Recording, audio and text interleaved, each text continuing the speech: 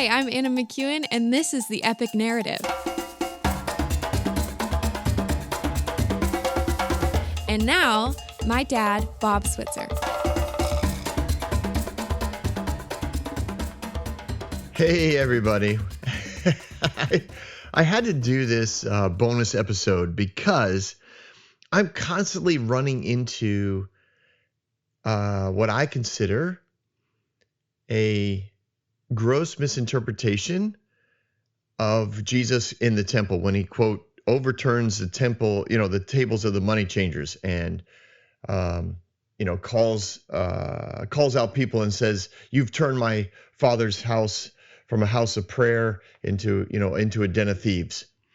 And a lot of people that I meet, when they talk about this particular area, this particular narrative of Jesus's life, they're very connected to it because it gives them the Jesus example of losing their mind, of being angry, of whatever their excuse word is, like righteous indignation, of calling forth, for more prayer and less frivolous activity in the church. Like there's all kinds of ways that people get wrapped up into this because it's really the only time that anyone could look at Jesus's life and say, there, see, Jesus loses his mind just like I do. I now have an excuse to be the angry person.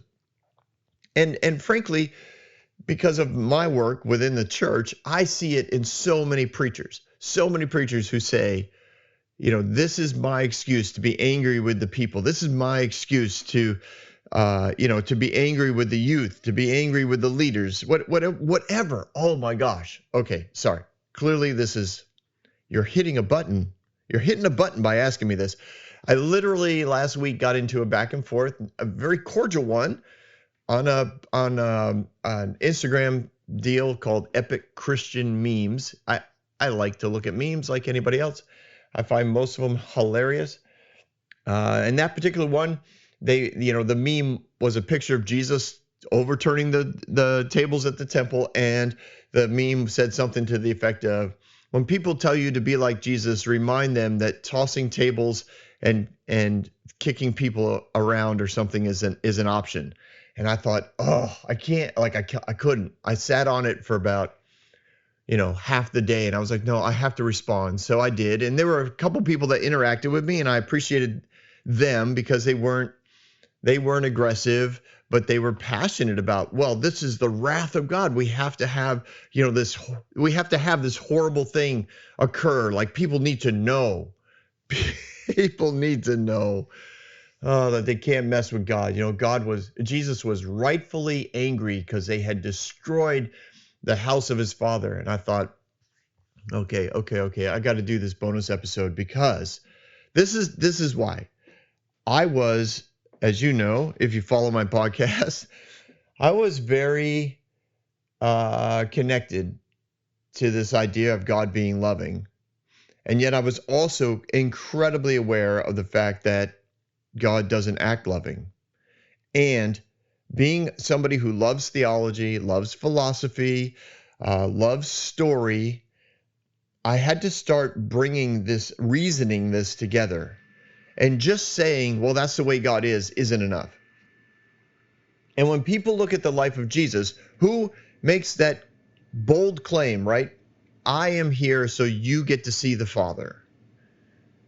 If you've seen me, you've seen the Father. And again, people look at Jesus in the temple and say, see, that's the God of the Old Testament. That's the one we're talking about. That's the God we like. Because, man, then we can just go crush people and kick them out because they're wrong and we're right. Oh, sorry. Okay. Yeah, I know. I keep looking down at my little lights and they're like red, red, red. Calm down, Bob. Calm down.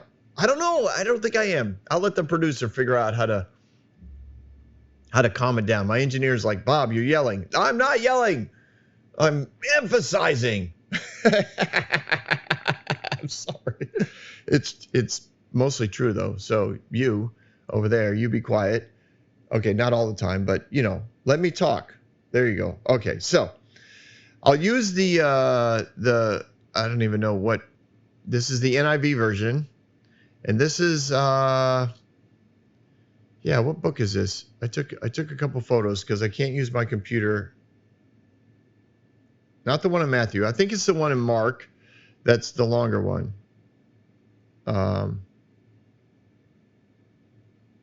Is that right?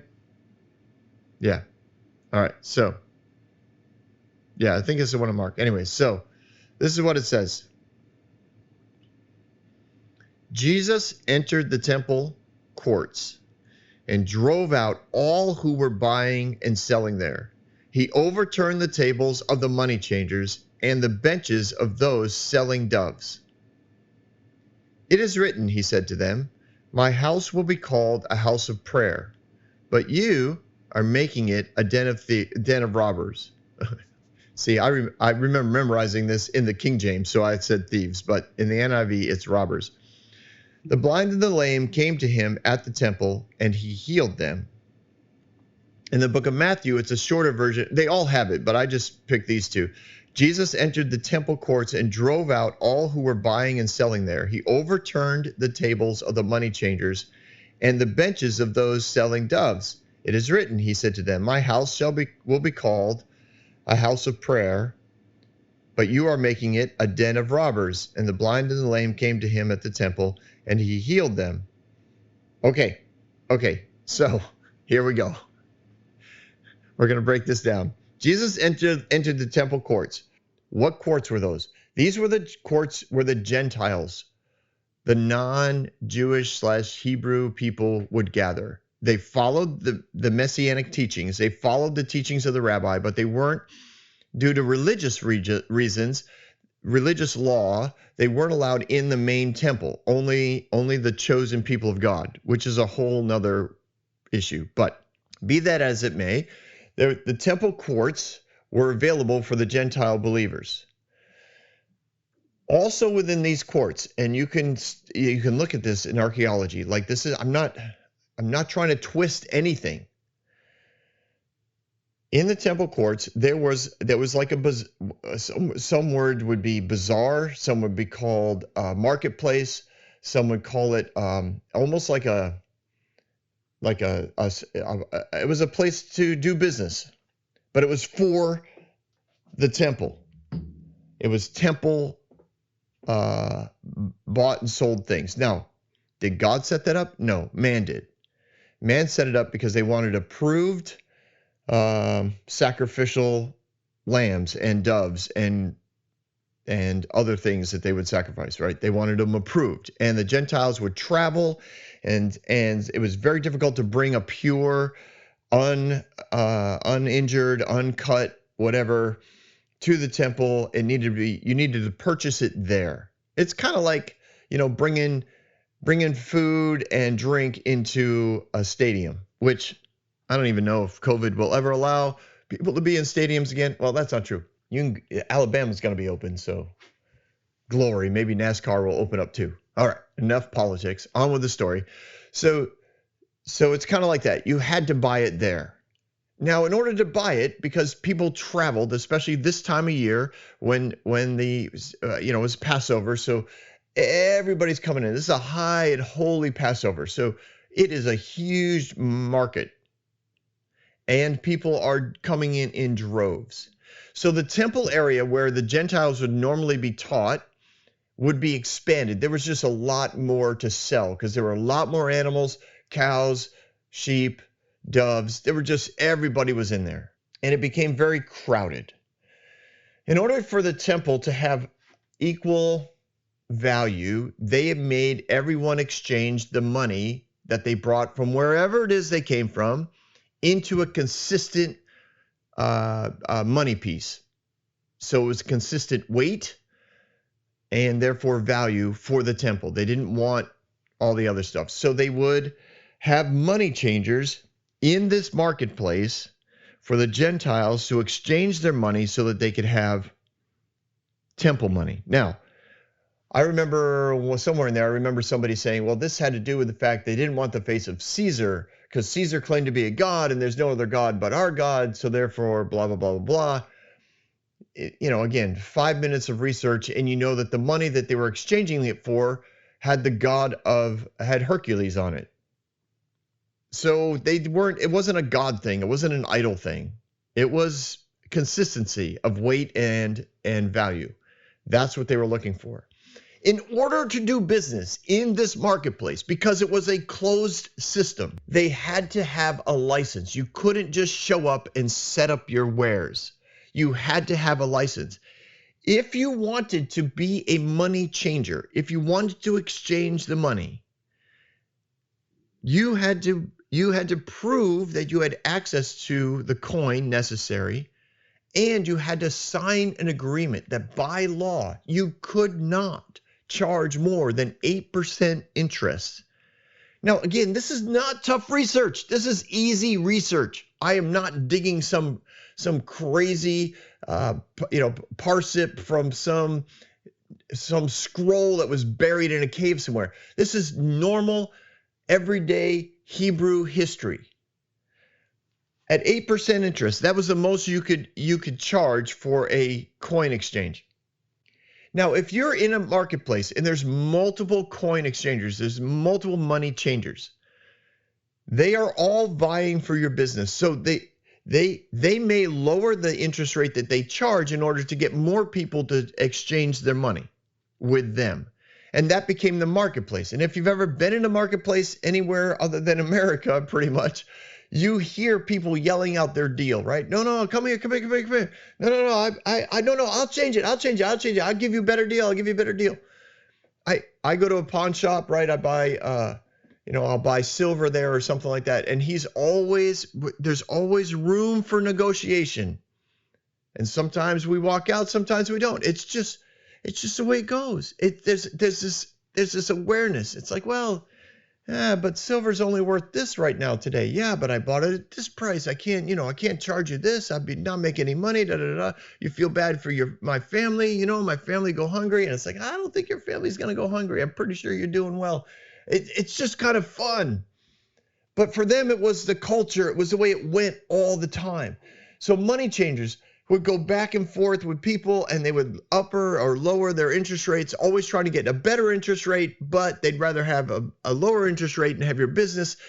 It was typical marketplace stuff. They were not in cahoots with some sort of black market under the table stealing from people. This is not the thieving that Jesus is talking about. Oh my goodness. If somebody did charge more than 8%, immediately that person would have turned them into the temple guard. That person would lose their license, be kicked out of the marketplace, and they probably would have a very difficult time finding work, at least on the money end of things, anywhere in the city, because it would have been loud and clear that this person was kicked out of the temple marketplace because he cheated people. It was no small deal to lose your license. Again, I'm not making that up. It's pretty easy research. Now Jesus goes in to the temple where they're doing their thing, and he says he drove out all who were buying.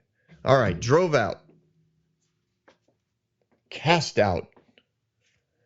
People are like, see, look what he did. Now again, I am not trying to be rude. I am passionate. I know. I have emphasized. Yes, I know. The engineer in my head's like, Bob, you don't sound nice. Thank you so much, Bob.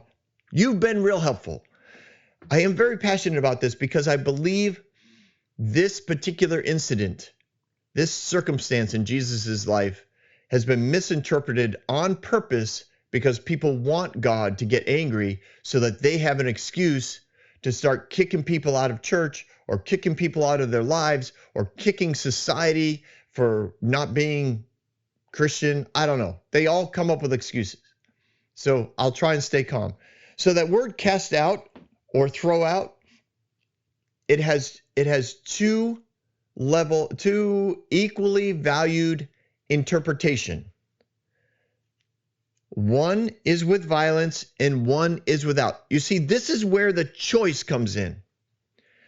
The interpreter chooses if he's going to make Jesus violent or not. This is not a clear-cut deal when it comes to the language. So with violence, it's ugly. Without violence, the number one definition is to draw out with one and replace with another. All right, go back to what's going on here. In this temple area, in this temple court, hundreds of times a year, a rabbi from anywhere, sometimes from right there in the temple, sometimes visiting, sometimes walking through the city, whatever, a rabbi who wanted to bring a teaching to the Gentiles who were following Yahweh, they would shut down the marketplace and teach. People in the marketplace know about this behavior. They are not surprised. Usually when they see a rabbi come in, a rabbi would walk around, a teacher would walk around and say, hey guys, I'm going to do a teaching. I'm going to do a teaching. We're going to shut things down. And they would give an indication to those that were there about how long it would be. And then those that were running these bazaars, the marketplaces, they would leave. They would walk out. They could take their stuff with them if they wanted to and sell on the streets. Basically, it didn't matter to the rabbi. Just get on out. So Jesus comes in and it says he, quote, casts out. Well, without violence, it means he went in and he replaced those that were there with something else, with himself. Those that did have the marketplace, he shut them down and moved them out. Not violently, at least not unless you really want him to be. And then it says he overturned the tables. There, Bob, I told you. He overturned the tables. You can't tell me he wasn't violent. He overturned the money changers. He flipped the tables. And the benches, he kicked over the benches. Everybody died. Okay, maybe not everybody died. And what about the passage where it says he got a whip? He got a whip, Bob. He made a whip out of leather. And he whipping people. Oh, okay. I got a lot of red marks on that one. Sorry. The people get so incensed. They so desperately want Jesus to be angry. It's crazy to me that that's what they're passionate about. When you can easily interpret this differently. Easily, like not even stretching academically. It's easy academics. So within the temple, the marketplace was designed, and you can go again to archaeological photos and see it, because it's still, pieces of it are still around.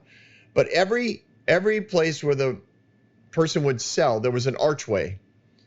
Within the archway would be a table. The table would basically went from end to end, would cover the entire archway. So the market person would stand at the table, very similar to like a craft fair or a flea market, like in Florida or whatever. You'd stand at the table. People would walk up to the table. All your valuable, at this point, the doves, the sheep, the cattle, they would be standing behind you, or sometimes you would have posts or stakes out in the main courtyard area, and your animals would be out there, but they had to come to you as the seller. You would have a guard, a young man or young, your servant, kind of keeping an eye on your animals. But people would walk by and be like, "Hey, what are you selling?" You'd be like, "Oh, I'm selling, cows. Those, let me show you. I got a very good cow for you. Very good, very pure, very pure. God will be very happy with you." That sort of thing would be going on. And if you sold doves, they would be stacked up usually behind you in cages, and people could see the doves, and you could pull one out and be like, "Yeah, look, it's perfect. Perfect dove. It's a perfect sacrifice. God will be so happy with you. I only charge you this amount," and you'd negotiate. Money changers would be the same way. You'd have your table set up. You'd have money out for people to see. You'd have a few examples of all the different types of money that you would exchange for them, and they would come up and say, "What do you charge? What's your interest rate?" Nobody expected a free pass. No one expected an even exchange rate. And then you would start your negotiation. So, sorry, I'm going back. I got to go back to scripture here because I know it's important to keep reading. So he says he overturned the tables of the money changers and the benches of those selling doves. All right. What is going on? When the marketplace generally shut down, people would just step away from their they go under their table and step outside and wait for the rabbi to get done teaching. If the rabbi was going to teach for a long period of time, they would flip their table over so the flat end of the table was facing into the cubby, into the stall, and then they would leave. Pretty much they knew they were done for the day.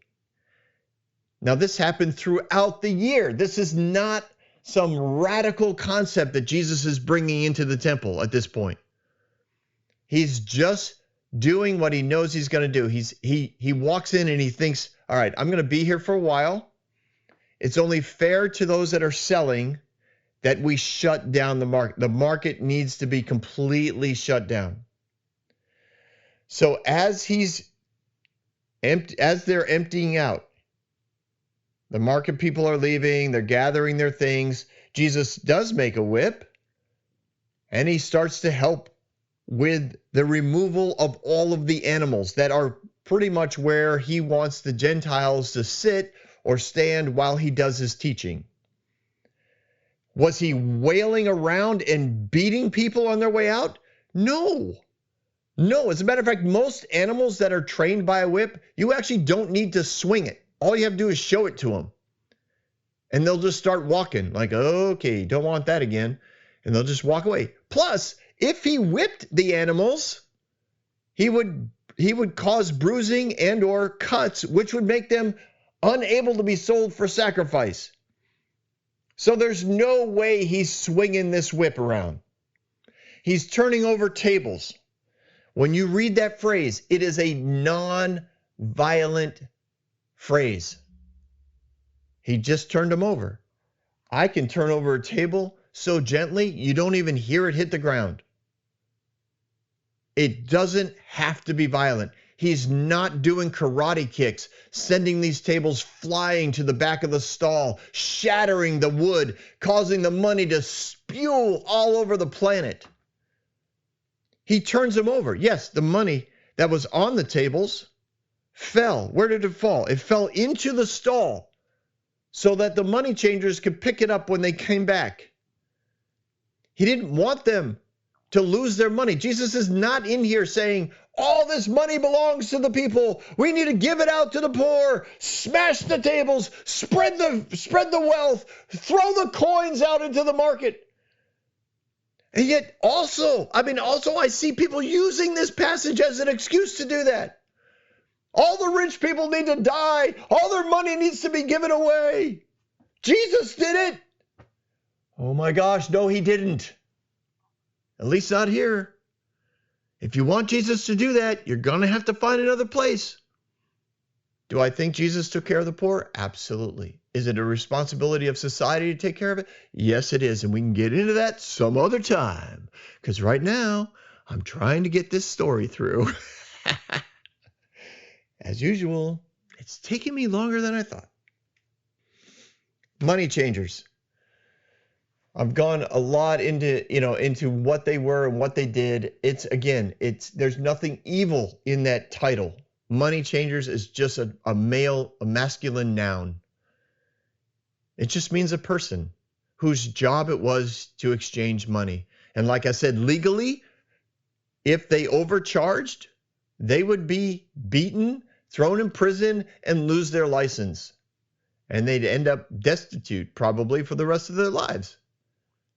This is not, again, I'm not trying to ruin you. I'm just trying to be honest about what happened. This is another key thing that I think is important for us to look at. At that point, he says to them. Who is them? Who is them? If he just got done, if we're talking about what most people want this, have taught this to be, or have been taught that this is, who's left in this marketplace? We got Jesus running around with a whip, flailing on men, women, and children, kicking and beating money changers, smashing tables, throwing money out onto the streets. He's red-faced. I mean, I've seen these photos. Oh my, not photos, these pictures. You Google it. Trust me. Google Jesus in the temple artwork. Holy smokes, there's not one of them where he's not freaking losing his mind. It's unbelievable. The internal pictures that people have of Jesus. Women cowering in the corner. Children being dropped on the ground while women run away because Jesus is, running through red-eyed, whip whacking anything that moved. So the next verse, oh my gosh, the next verse, he says to them, who the heck is left in this place after Jesus is done doing what many people think he did? Nobody. So what's the deal? Who's he talking to? His disciples? He could have done that out at the Mount of Olives. He didn't need to whip and kill. Well, the money changer, Bob, the money changer, read what he says there, Bob. Read what he says. He says, read it. Oh, I will. Here, let me pull that up again, and I'll quote it for you. He said to them, my house will be called the house of prayer, but you are making it a den of robbers. Who's he talking to again? The money changers. No. You just got Jesus beating the tar out of them with a whip and kicking them out of the temple. So why would he still be talking to them? Oh yes, Bob. You do have a small point, just a small point in that case. But this is important. We need Jesus to get angry. Why? This is my interpretation of these words if I look at nonviolent translations of these words. Jesus walks into the temple. He lets the marketplace know, listen, I'm going to shut things down.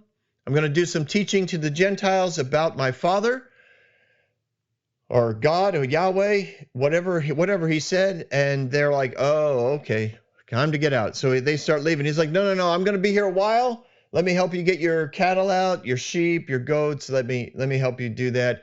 And yeah, we're gonna turn over the tables, the money changers. Oh, those guys are already gone. All right, well, flip the table inward so that the money goes into their stalls, because we don't ruin that. And those who are selling doves, again, the benches, right? Why was it benches? Because dove sellers didn't have a full table usually. They just would sit with the doves, usually petting them on their arms or with a little rope so people could come and see how pretty the little birds were, little children, etc., coming up going, oh, look at the birdie, mommy. Yeah, let's buy it and give it to God. Whatever. So he turns over their benches toward the inward part of the stall. Everything's cool. Everything's calm.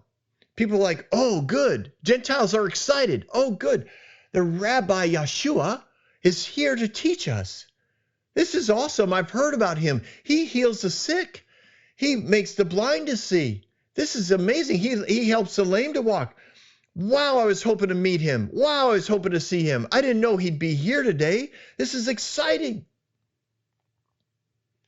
And as the marketplace empties, the courtyard fills with Gentiles who want to hear the teachings of Yeshua, the teacher, the respected rabbi. Amongst the people, anyways, he's respected. I know the Pharisees did it, and then later on in the story, it makes it really clear. They get really upset at what? At the fact that all the people are listening to Jesus. If he behaved the way most preachers and teachers and manipulators want you to believe he behaved, then there's no one left in this courtyard for him to talk to. So he says to them, it is written, it is said that my house will be a house of prayer. You've turned it into a den of thieves. What is he talking about? He's like, watch what I just did.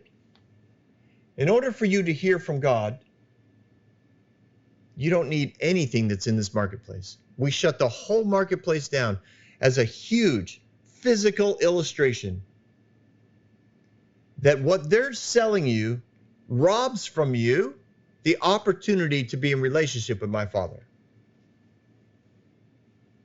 That's what he's talking about when he talks about the thieves, not the money changers who were under a strict code of law to only charge a certain amount per exchange, or they would go to prison and lose their jobs. He's talking about the religious system that he literally just shut down and moved out gently. And he's speaking to all the Gentiles that are there who are desperate to buy the perfect sacrifice in order to be right with Yahshua, because they weren't the chosen people of God. The Jews were, the Hebrew was. So they're even more performance oriented, and the religious system took advantage of that. And Jesus is telling them, listen, my house is a house of prayer. And you guys, who's he talking to? He's talking to the people that are standing there, the temple guard, the Pharisees, the Sadducees. They're also mentioned in this story as we go on. Sorry, I'm opening up my scripture again. He said, but you're making it into a den of robbers. You're stealing from my people, the people that God loves. You're stealing from them and creating a system in which they're robbed of relationship with my Father. Then what did he do? The blind and the lame came to the temple and he healed them. Another one. The blind and the lame came to him at the temple and he healed them. But when the chief priests and the teachers of the law saw the wonderful things he did, and the children shouting, where? In the temple courts. You mean the temple courts that you think Jesus just literally whipped women and children out of? Yeah. What are they doing? The children are running around the courts singing, Hosanna to the Son of David. Well, now the teachers, where were the teachers? Well, they were listening. Why? Because their job is to make sure what's taught is in alignment with the temple. And they were indignant because, Jesus is getting all this positive attention. And then it continues about the rest of the story is really about them and the fact that they kicked Jesus out. And I think he went to Bethany or something after that. But the main part, I think I'm done. I think I'm done. The engineer's like, what? You're going to end the story? Yeah, I do. I think we just need to end it here. This is like, 30 minutes long. It's long enough. I think you get my point. I don't think Jesus was angry at the temple. I think none of the language points to that. None of the culture points to that. Any Jewish person, any rabbi listening to the story of Jesus in the temple would have never interpreted the words that were used to mean that Jesus got angry and kicked everyone out. They would have said, Yahshua did some teaching, just like I have, just like Rabbi over there did. Yeah, we all have done this. We teach the Gentiles what we've learned in temple. It's not hard work to interpret this without violence, unless you really want Jesus to be violent, unless you really need an opportunity to manipulate and give excuse for your behavior. Then I guess you do need him to be violent. And that's between you and Holy Spirit. All right? Oh, Bob, that's so manipulative. Yeah, you're right. You're right. But the engineer's like, wait, you just did what you just accused them not to, told them. No, I know. I'm sorry. That wasn't meant to be manipulative. It is a choice you get to make. And I'm not here to tell you you're right or wrong. I just hopefully told you passionately what I believe to be true, because I believe Jesus was a representation of a loving God. And I don't think he got angry and beat people. and whipped them, and then invited them back in to be healed. Like that's like if that isn't inconsistent, right? I'm gonna beat you, kick you out, and then invite you back and I'll heal your wounds because I love you. And as a loving God, I needed to show you, what it's like to be in pain, so I can show you what it's like to be healed. Like you can't. That's a religious philosophy that I don't want to take the time to go into today because now we're at 35 minutes. And I really thought I could do this in 20. All right. Have a great day, everyone. Don't forget to check out my podcast, The Epic Narrative. It's on. New ones drop every Monday. We are excited by them. Check out my Bob Thoughts page on Facebook with all kinds of little diddlies like this. Only they're shorter, usually 5 to 10 minutes long. And feel free to email me, thebobswitzer@gmail.com. Have yourself a great day, everyone.